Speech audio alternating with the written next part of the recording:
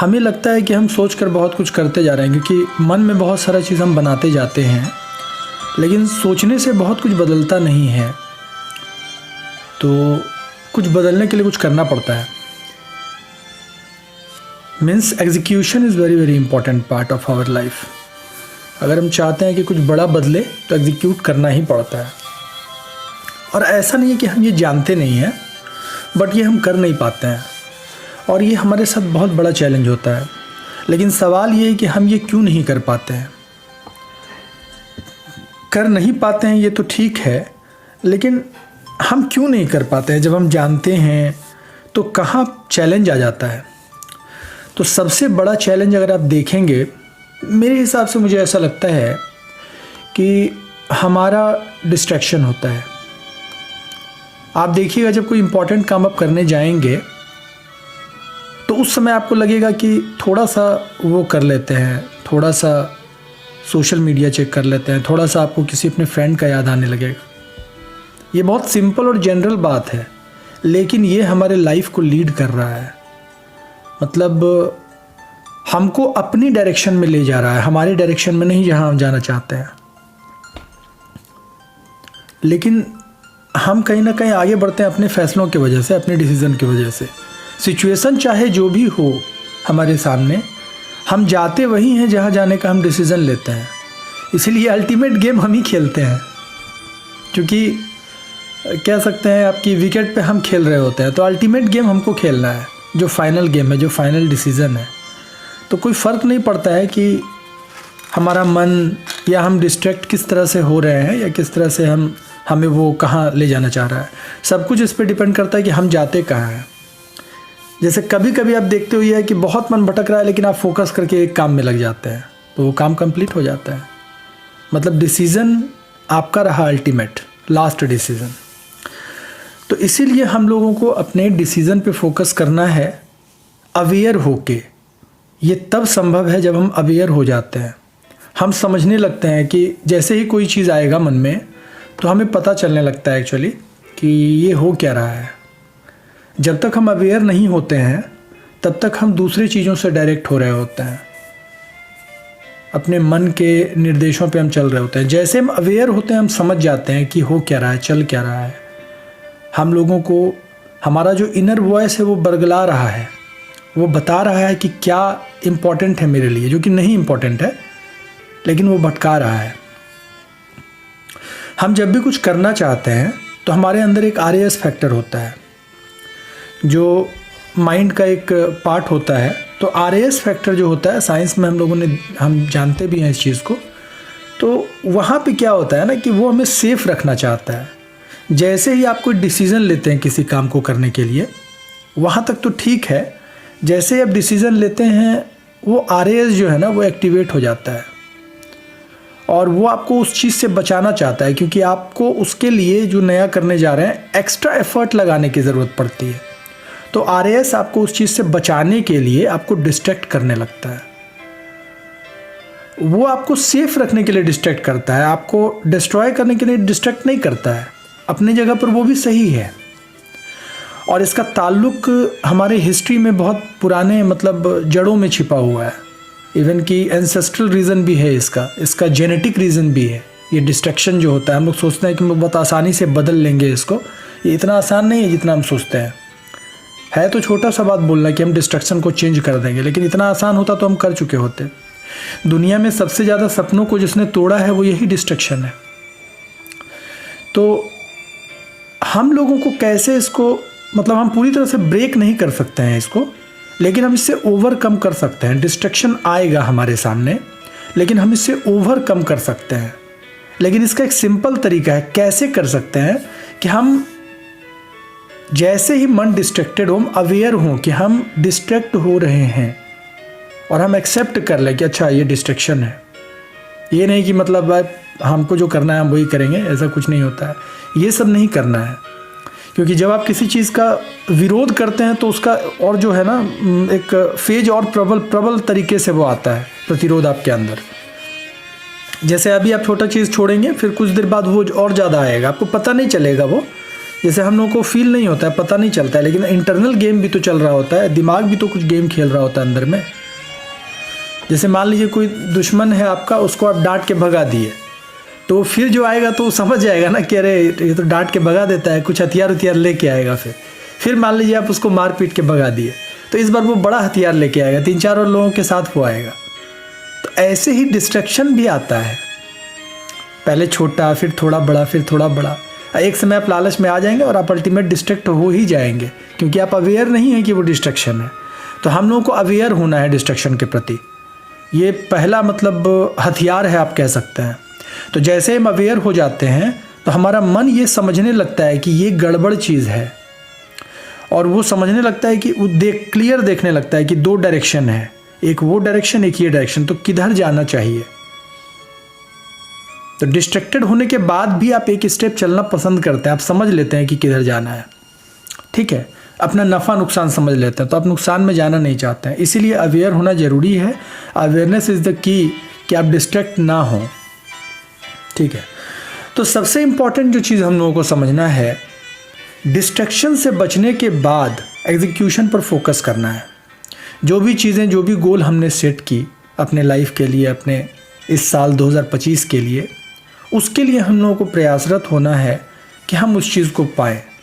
क्योंकि डिस्ट्रैक्शन ना होने का मतलब है क्लैरिटी। तो क्लैरिटी किस चीज़ में? अपने लक्ष्य के प्रति।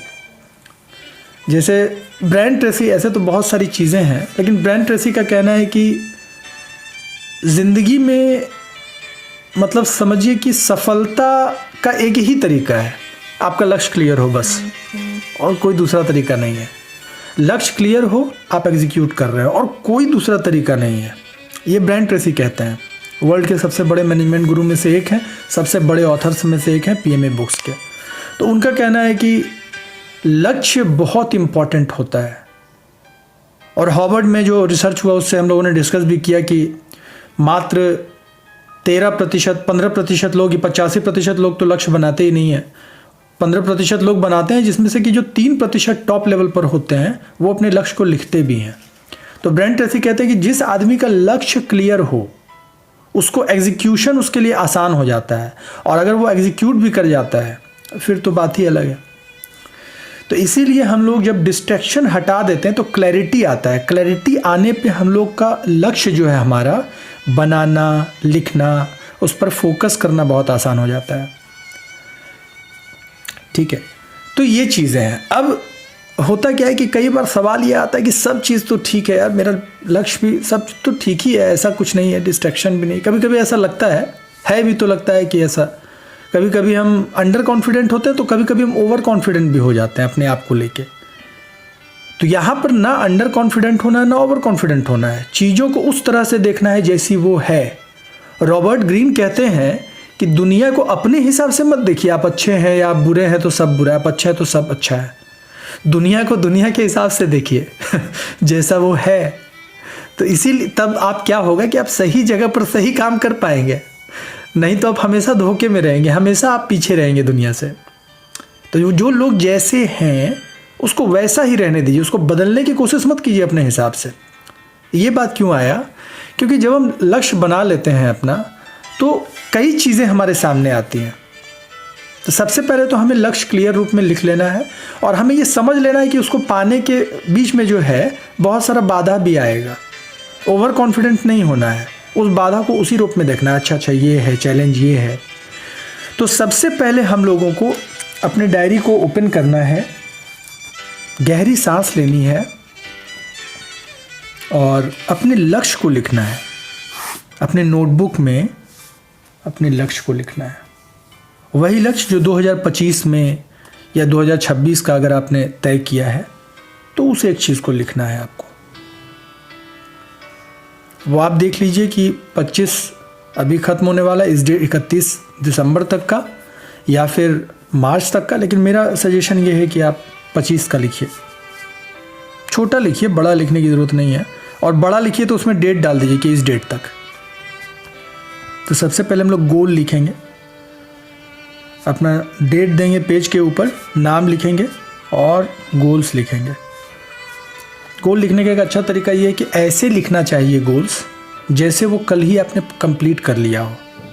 अपने सबकॉन्शियस माइंड को रियल और रियल में फ़र्क पता नहीं चलता है, आप जो फील करेंगे वही वो फील करेगा, इसलिए जो आप बार बार फील करते हैं। तो लक्ष्य जो है कल पूरा कर लिया आपने, इस तरह से लिखिए।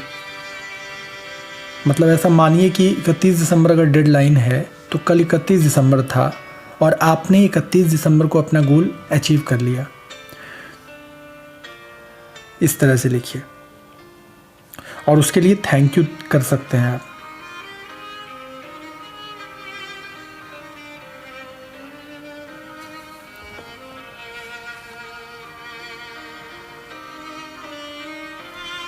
ठीक है, तो लक्ष्य लिख लिया हमने। इसके बाद एक और चीज़ होता है कि कई चीज़ें जो हिडन एनर्जी होती है ना, वो हमारा फेवर करती हैं। कई बार हम कुछ काम करते हैं, लेकिन जैसे कहते हैं कि सब कुछ आप कर लीजिए, क्यों ना आप सब कुछ कर लीजिए, लेकिन जब तक यूनिवर्सल एनर्जी अलाइन नहीं होगा तो आप वो हासिल नहीं कर पाएंगे जो आप कर सकते हैं। तो उस समय काम आता है हमारा ग्रेटिट्यूड। ग्रेटिट्यूड सबसे आसान तरीका होता है। मतलब ग्रेटिट्यूड आप ये समझिए, it's a type of prayer. आप सब कुछ भगवान को सबमिट करते हैं, अपने ईश्वर को, जिनको भी आप मानते हैं उनको, यूनिवर्सल एनर्जी को आप सबमिट कर देते हैं। यही ग्रेटिट्यूड है। मतलब जो भी है वो सब आपका है और उसके लिए आपको धन्यवाद। जैसे ही आप ये चीज़ एक्सेप्ट करते हैं तो आपका जो निगेटिव एनर्जी जो है वो ख़त्म हो जाता है, क्योंकि सुप्रीम एनर्जी से आप कनेक्ट हो जाते हैं, वाइब्रेशन हाई हो जाता है। तो हम लोग ग्रेटिट्यूड लिखेंगे 5 चीज़ों के लिए जो आज है आपके पास। उन 5 चीज़ों के लिए हम ग्रेटिट्यूड लिखेंगे। लिखने का तरीका है कि थैंक यू फॉर, और जो जिस चीज़ के लिए आप शुक्रगुजार होना चाहते हैं, धन्यवाद बोलना चाहते हैं, या फिर ग्रेटिट्यूड फॉर, तो थैंक यू फॉर या ग्रेटिट्यूड फॉर, जो आपको अच्छा लगे वो आप लिख सकते हैं।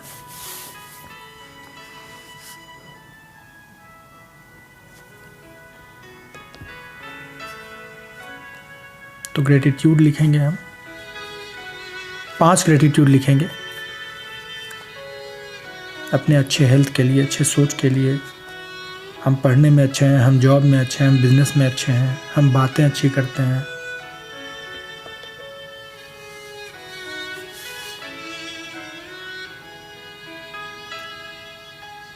हम सोसाइटी में अच्छा वैल्यू देते हैं, या मेरे पास कोई सामान है जिस मोबाइल से या जिस लैपटॉप से हम आज सेशन अटेंड कर रहे हैं उसके लिए, जो सांस हम ले रहे हैं सुबह की खुली हवा में उसके लिए, किसी भी चीज़ के लिए ग्रेटिट्यूड कर सकते हैं। तो 5 चीज़ों के लिए हमने ग्रेटिट्यूड लिखा। दिसंबर में करीब आज 10 दिन हो चुके हैं। तो आपको क्या लगता है कि इस 10 दिन में क्या मिरेकल आपके साथ हुआ, जिसको आप मिरेकल कहेंगे कि ये तो गज़ब का चीज़ था? सोचिए ज़रा, छोटी से छोटी या बड़ी से बड़ी ऐसी घटना जो आपको लगता है कि ये आपके लाइफ में मिरेकल था, ऐसा एक मिरेकल आप लिखिए। मिरेकल लिखने से ब्लेसिंग्स बढ़ जाता है आपके लाइफ में। जब आप ये मानने लगते हैं कि आप ब्लेस्ड हैं, आपके ऊपर किसी का विशेष कृपा है, जब आप ये एक्सेप्ट करने लगते हैं तो बढ़ जाता है, वो ब्लेसिंग बढ़ जाता है। आप डिवाइन एनर्जी के छत्र छाया में आ जाते हैं। हम ये माने या ना माने, ये होता है।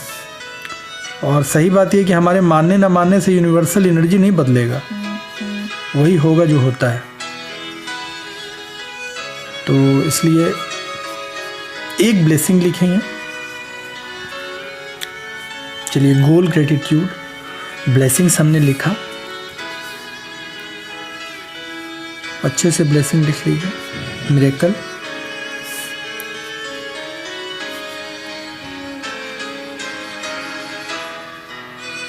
और अभी आने वाले सेशंस में बहुत बड़े बदलाव होने वाले हैं। मैं आपको ग्रुप में भी अपडेट भी करूंगा।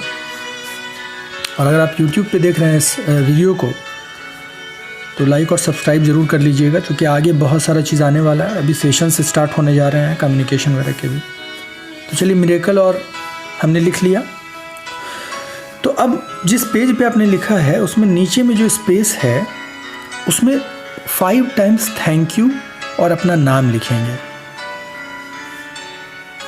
थैंक यू और अपना नाम।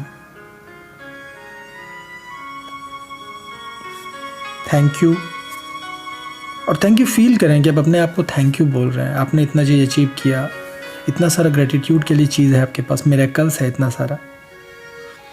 बहुत कम लोग होते हैं जिनके ऊपर उनका कृपा हो, आप पे है, इसके लिए थैंक यू कर सकते हैं आप। थैंक यू अपना नाम, थैंक यू, थैंक यू अपना नाम। इसके बाद लास्ट में हम अपना साइन करेंगे, सिग्नेचर, और सिग्नेचर के नीचे हम डेट डालेंगे आज का। अगर आपने प्रॉपर नोटबुक नहीं बनाया तो बना लीजिए, क्योंकि बहुत सारा चीज़ हम लोग करने जा रहे हैं इस पर।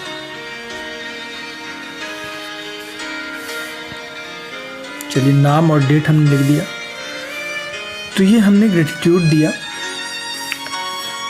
गोल राइटिंग किया और मिरेकल लिखा।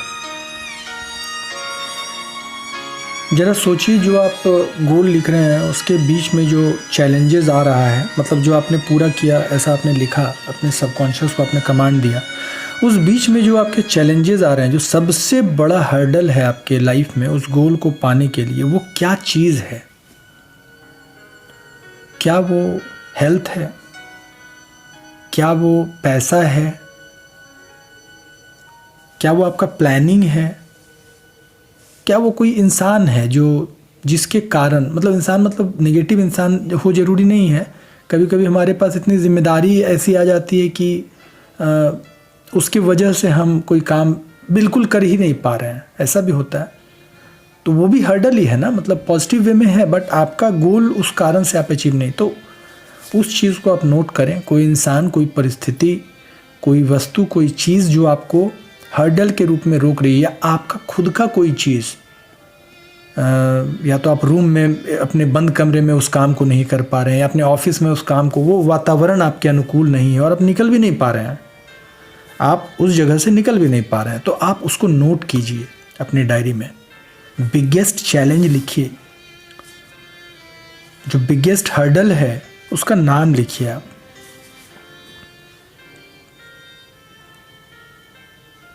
लिख लिया आपने? हो सकता है कि एक हो सकता है कि दो तीन हो। अगर दो तीन एकदम सेम जगह पर तो नहीं आ सकता, फिर भी मान लीजिए जो सबसे बड़ा हर्डल है वो लिखिए, और अगर आपको लग रहा है कि ये दो तीन है तो वो भी लिख लीजिए, बट ज़्यादा अभी नहीं लिखेंगे, इसको बाद में आप डिटेल में लिखिएगा। और यहाँ पे एक सजेशन है कि एक एक्स्ट्रा पेज लीजिए जो नोटबुक का पेज नहीं होगा, और जो भी आपका लक्ष्य आप हासिल करना चाहते हैं, एक इसको आप टास्क समझ लीजिए, जो भी हासिल करना चाहते हैं उससे रिलेटेड जो भी हर्डल्स आपके लाइफ में आ रहे हैं, जो भी हासिल करना चाहते हैं, लक्ष्य का मतलब ये है कि अगले 5 या 10 साल में जहां आप पहुंचना चाहते हैं, जो बनना चाहते हैं, और उससे आपको आज क्या रोक रहा है, वो सारा हर्डल एक एक करके आप अपने ओपन पेज में लिखिएगा बाद में, ठीक है। तो अभी 2-3 चीज़ें जो बहुत इंपॉर्टेंट है वो लिख लीजिए, और अब हम उन चीज़ों को लेकर होपोनोपोनो करेंगे, जो चैलेंजेस हैं आपके उसको लेकर, क्योंकि चैलेंजेस आपके हैं। होपोनोपोनो का 4 प्रेयर होता है। I am sorry, please forgive me, thank you, I love you. I am sorry हम जैसे ही बोलते हैं, जैसे हम कोई किसी के साथ कुछ गड़बड़ कर देते हैं, या हमें लगता है कि हम गलती हमसे हुई, हम जिम्मेदारी लेते हैं, तो हम बोलते हैं I am sorry, yes I am responsible for this thing, जो भी सर्कमस्टेंसेज हैं, तो हम एक्सेप्ट करते हैं, और उसके बाद हम अपने आप को माफ़ करते हैं, प्लीज़ फॉरगिव मी, खुद से ही। और देन हम थैंक यू करते हैं, धन्यवाद करते हैं। धन्यवाद करने का मतलब है कि सब खत्म हो गया, बराबर हो गया, सबमिशन हो गया, शांति मिल गई, आई लव यू। और जब आप प्यार अपने आप को देते हैं तो वाइब्रेशन बहुत हाई हो जाता है, ठीक है। तो फॉरगिवनेस के साथ इस प्रेयर को हम करेंगे, और इससे हम अपने सॉल्यूशन तक पहुंचेंगे। तो अपने आँखों को बंद करेंगे, डीप ब्रेथ लेंगे,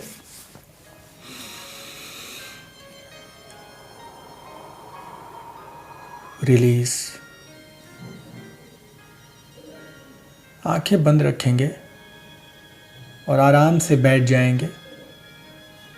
पालथी मार के, अगर आप चेयर पर हैं तो स्ट्रेट बैठेंगे, रीढ़ की हड्डी सीधी रहेगी, सीधा बैठेंगे। गर्दन सीधा रखना है, रीढ़ की हड्डी सीधी रखनी है, लेकिन जोर नहीं देना है ज़्यादा, आराम से बैठना है।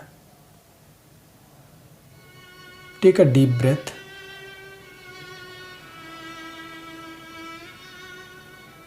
Release, relax, relax.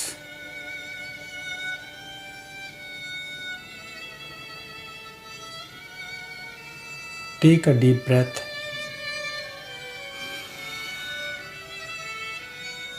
Release. Relax. Relax.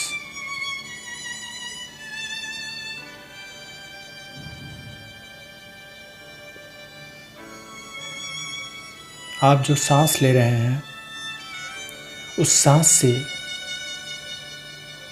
एक सफ़ेद प्रकाश आपके अंदर प्रवेश कर रहा है। अब जब हम सांस लेंगे तो वो सफ़ेद प्रकाश हमारे शरीर में फैल जाएगा। Take a deep breath. सफ़ेद प्रकाश हमारे मस्तिष्क में जा रहा है। ठंडक महसूस करेंगे, सफ़ेद प्रकाश को महसूस करेंगे।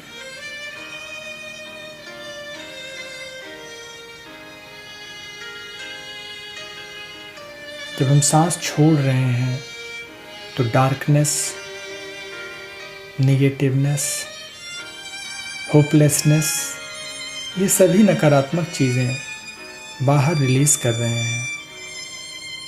लेते समय पॉजिटिवनेस, होप, करेज इनहेल कर रहे हैं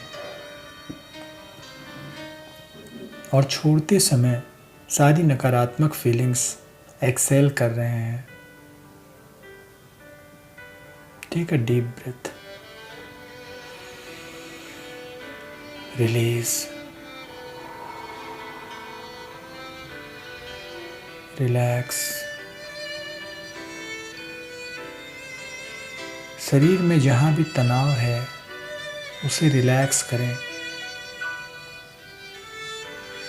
सर के मसल्स को, गर्दन के मसल्स को रिलैक्स करें। कंधों के मसल्स को, हाथों को रिलैक्स करें।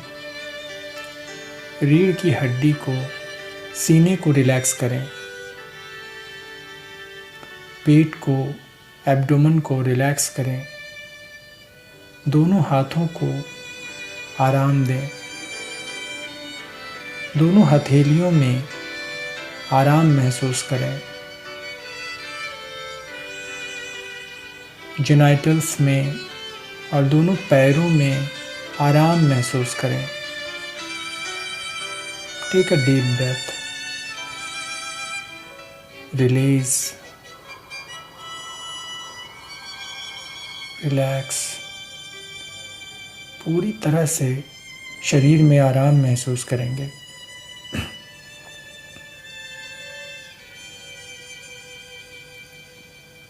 जो सांस ले रहे हैं आप, जो सफ़ेद प्रकाश आपके अंदर जा रहा है, जो मस्तिष्क को रोशन कर रहा है, उस प्रकाश को अपने मस्तिष्क में महसूस करेंगे। जैसे जैसे प्रकाश बढ़ रहा है, नकारात्मक ऊर्जा, नेगेटिव फीलिंग बाहर निकल रही है।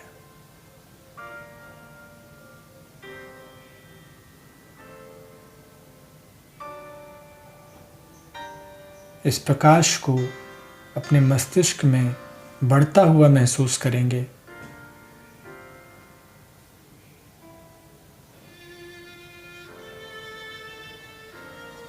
मस्तिष्क रोशन होता जा रहा है। नकारात्मक ऊर्जा, फीलिंग्स बाहर रिलीज हो रही है। प्रकाश आपके मस्तिष्क को रोशन कर रहा है। विचारों में क्लैरिटी आ रही है।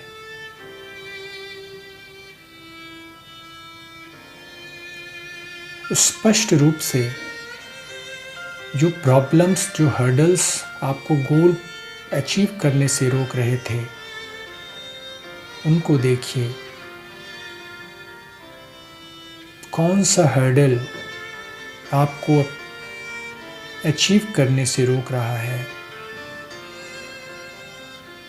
अपने मस्तिष्क के कमरे में एक बोर्ड पर उसे लिखा हुआ देखिए। सफ़ेद बोर्ड पर काली रंग से लिखा हुआ देखिए। वो हर्डल काले रंग से मस्तिष्क के कमरे में एक दीवार पर लगे हुए सफ़ेद बोर्ड पर काले रंग से लिखा हुआ है। जो हर्डल है, जो चैलेंजेस हैं, गौर से देखिए, मन ही मन उसे पढ़िए, क्या है वो challenge.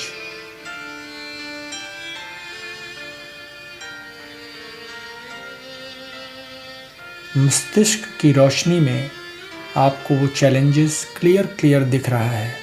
Yes, this is challenge, यही रोक रहा है मुझे। गहरी सांस लेंगे।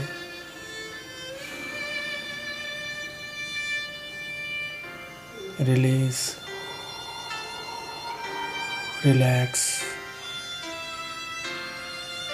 मस्तिष्क के इस बोर्ड पर नज़र रखिए जहाँ पर चैलेंज लिखा हुआ है। अब जो प्रकाश आपके मस्तिष्क में है वो धीरे धीरे अपने गले में महसूस कीजिए। गले में जो नकारात्मक ऊर्जा है वो वहाँ से निकलकर सांसों के माध्यम से बाहर जा रही है, क्योंकि जहाँ प्रकाश है वहाँ अंधकार नहीं हो सकता। जो नकारात्मक फीलिंग है गले में, वो सांसों के माध्यम से शरीर से बाहर निकल रही है।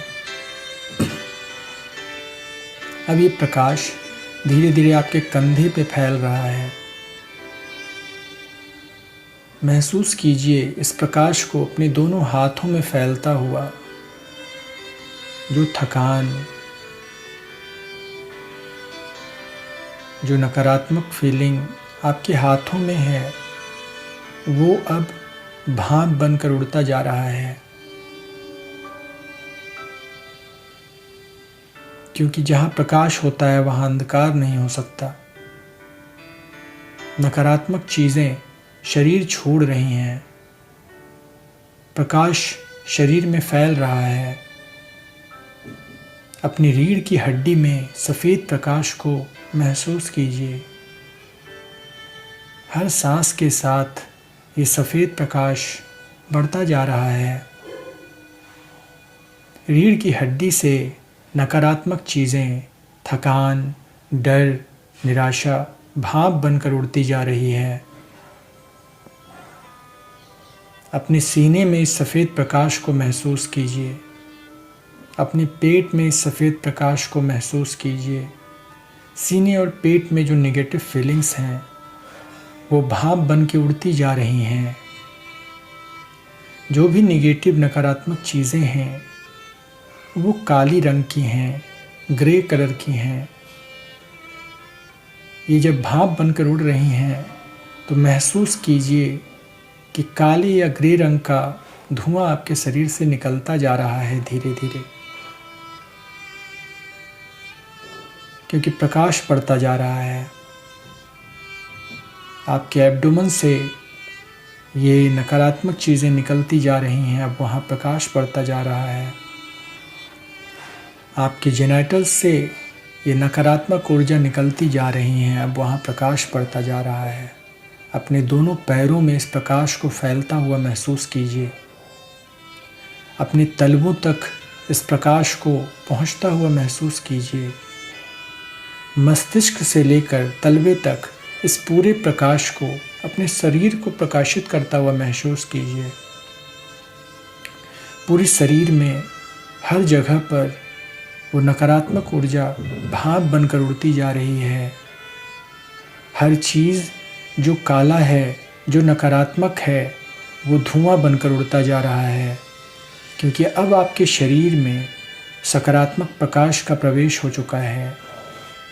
सफ़ेद प्रकाश आपके शरीर में है, और जहाँ प्रकाश होता है वहाँ अंधकार नहीं हो सकता। धीरे धीरे ये नकारात्मक चीज़ें, नकारात्मक फीलिंग आपके शरीर से भाप बनकर उड़ती जा रही हैं। उस भाप को उड़ता हुआ महसूस कीजिए, अपनी प्रकाश को बढ़ता हुआ महसूस कीजिए। प्रकाश जैसे जैसे बढ़ता जा रहा है, आपके शरीर में समाता जा रहा है। हर एक सेल में ये अंदर तक पहुंचता जा रहा है। सेल में जो डर, जो नकारात्मक चीज़ें, जो निराशा, जो संकोच के भाव हैं, जो फीलिंग्स हैं, जो कई समय से दबे हुए हैं, वो सब भाप बनकर उड़ते जा रहे हैं। नकारात्मक चीज़ों को, नकारात्मक ऊर्जा को भाप बनकर उड़ता हुआ महसूस कीजिए।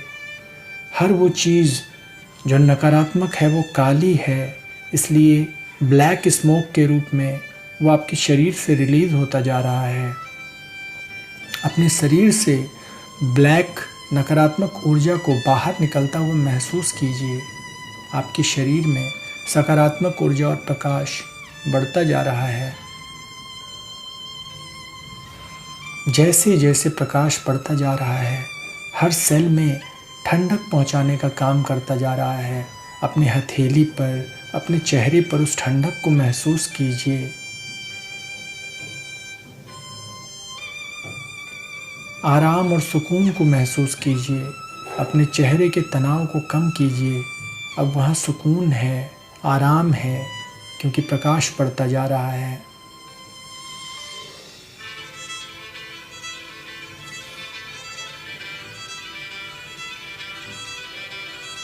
अपनी मस्तिष्क के कमरे में वापस आइए।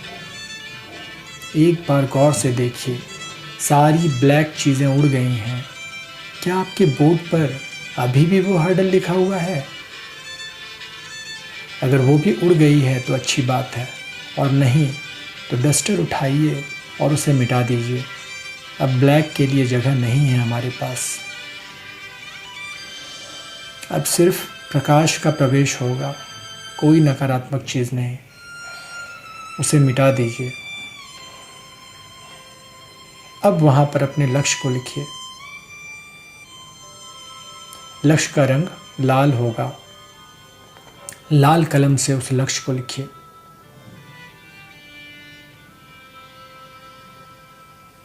और बस उसे गौर से एक बार देखिए, आपने क्या लिखा। उसके नीचे डेट लिखिए लाल रंग से ही, और बस उस बोर्ड को कवर कर दीजिए कपड़े से। अब वो दिख नहीं रहा है क्या लिखा, और धीरे धीरे वो बोर्ड आपके प्रकाश में विलीन होता जा रहा है, और पूरी तरह से अब वो विलीन हो गया। अपने मन में मुस्कुराहट को महसूस कीजिए, आराम को महसूस कीजिए। गहरी सांस लेंगे, हर सांस के साथ आराम और सुकून महसूस करेंगे।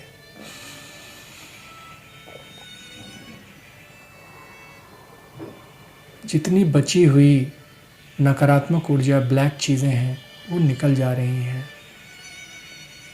और हमारे शरीर के हर सेल में हम आराम महसूस कर रहे हैं।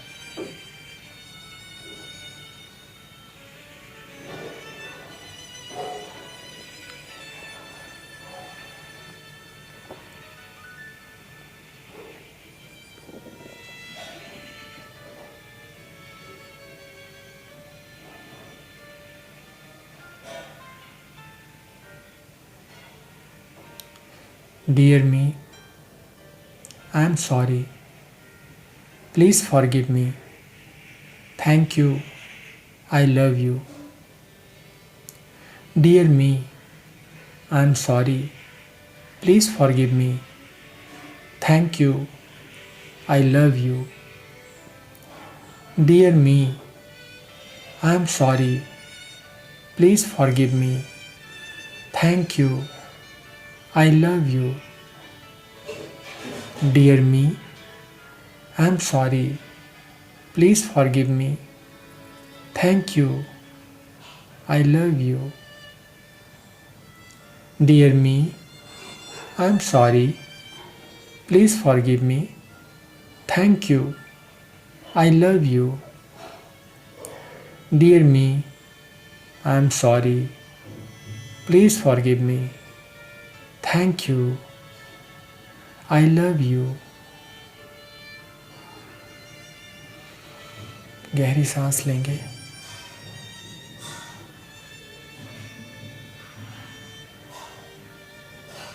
रिलैक्स।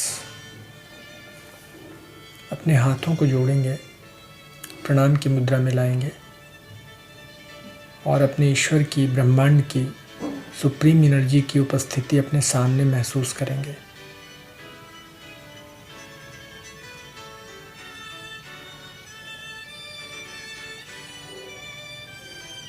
वो हमें आशीर्वाद दे रहे हैं, ऐसा महसूस करेंगे। अपने सर को उनके चरणों पर रखेंगे। दोनों हाथों से वो हमारे सर पर रखकर दोनों हाथों को हमें आशीर्वाद दे रहे हैं। उस गर्माहट को महसूस करेंगे जो उनके हाथों से हमारे सर पर आ रही है। हल्की सी गर्मी।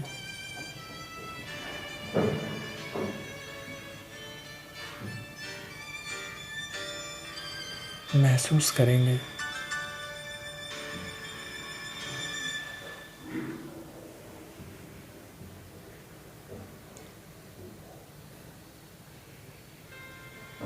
यूनिवर्स को ग्रेटिट्यूड देंगे हर एक चीज़ के लिए। Lots of gratitude. Thank you, thank you, thank you.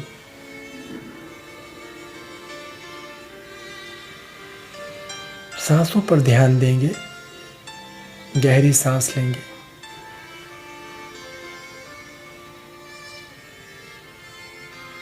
दोनों हाथों को धीरे धीरे रब करेंगे और अपने आँखों पे रखेंगे।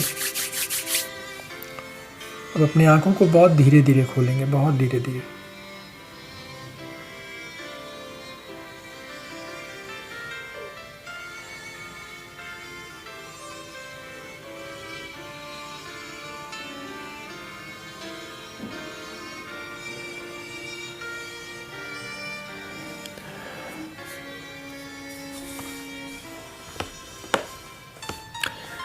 चलिए, आज का सेशन हमने यहाँ पे कंप्लीट किया। कल हम लोग मिलते हैं नेक्स्ट सेशन में फिर से नए एक्टिविटीज़ के साथ, नई मेडिटेशन के साथ, नई एनर्जी के साथ। Thank you for attending this session and take the learnings. Please share your learnings in comment. और कोई भी सवाल या सुझाव हो तो आप कमेंट में बता सकते हैं, या फिर आप पर्सनल पे मुझे व्हाट्सएप कर सकते हैं, या आप ग्रुप में अगर हैं तो आप ग्रुप में भी बता सकते हैं। मिलते हैं नेक्स्ट सेशन में। Thank you.